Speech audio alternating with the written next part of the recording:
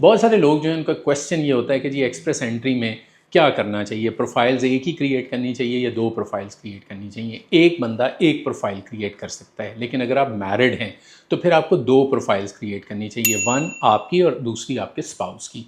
मैं एक एग्जांपल से आपको समझाता हूँ कि अगर लेट्स सपोज आपकी एज जो है वो 30+ हो चुकी है और आपके स्पाउस की एज जो है वो 30 से बिलो है, दोनों के पास अगर 8777 बैंड है या CLB 8 है या CLB 7 है या CLB 6 है, दोनों की अलग अलग प्रोफाइल क्रिएट करें। दोनों के अगर ऑक्यूपेशन जो हैं वो भी अलग अलग हैं तो फिर आपको डबल नॉक कोड का बेनिफिट मिलेगा, क्योंकि हो सकता है कि किसी एक नॉक कोड में सिलेक्शन हो जाए, हो सकता है किसी दूसरे नॉक कोड में सिलेक्शन हो जाए।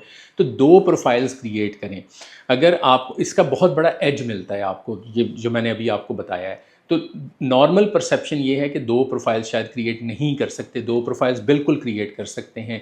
एक प्रोफाइल जो है वो हस्बैंड की होगी और दूसरी प्रोफाइल जो है वो वाइफ की होगी, अगर आप मैरिड हैं। अगर आप सिंगल हैं तो फिर तो जाहिर है एक ही प्रोफाइल क्रिएट करेंगे। लेकिन अगर आप इस तरह से करते हैं तो आप अपनी सिलेक्शन के चांसेस जो हैं वो बढ़ा लेते हैं।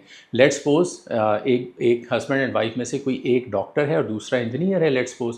तो डॉक्टर्स की आजकल आपको पता है हेल्थ प्रोफेशनल्स जो हैं वो बहुत ज़्यादा डिमांड में चल रहा है, और अगर उनके पॉइंट्स जो हैं वो 400 के अराउंड बन रहे हैं तो उनकी सिलेक्शन के चांसेस बहुत हाई हैं। जबकि जो इंजीनियर्स हैं उनकी सिलेक्शन के चांसेस जो हैं वो 470 के अराउंड जो है वो चल रहे हैं, तो वहाँ पर जाके उनकी सिलेक्शन होगी।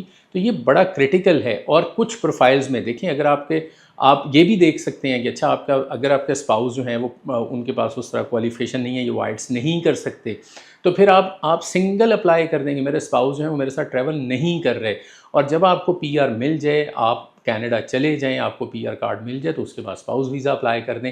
तो ये डिफरेंट मेथड्स हैं जिनको आपको यूज़ करना चाहिए टू इंक्रीज़ योर चांसेस। ठीक है, हर वो अपॉर्चुनिटी जो मिल सकती है और वो आपसे रेलेवेंट है, उसको आपको ग्रैब करने के लिए डेफिनेटली एफर्ट करनी चाहिए।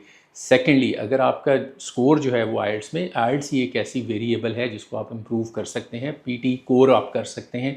अगर आपके आइट्स में उतने अच्छे बैंड नहीं है तो PT कोर कर लें। PT कोर में people are performing much better. तो ये अगर आप दो प्रोफाइल्स, अगर आप मैरिड हैं, दो प्रोफाइल्स क्रिएट करते हैं तब भी आपके चांसेस बढ़ जाते हैं। अगर आपके स्पाउस जो हैं वो उस तरह से क्वालिफाइड नहीं है या उनके पास आइट्स नहीं है, तो उनको एक्सक्लूड करके भी एक प्रोफाइल आपको बनानी चाहिए, ताकि आपकी सिलेक्शन के चांसेस जो हैं वो बढ़ जाएं।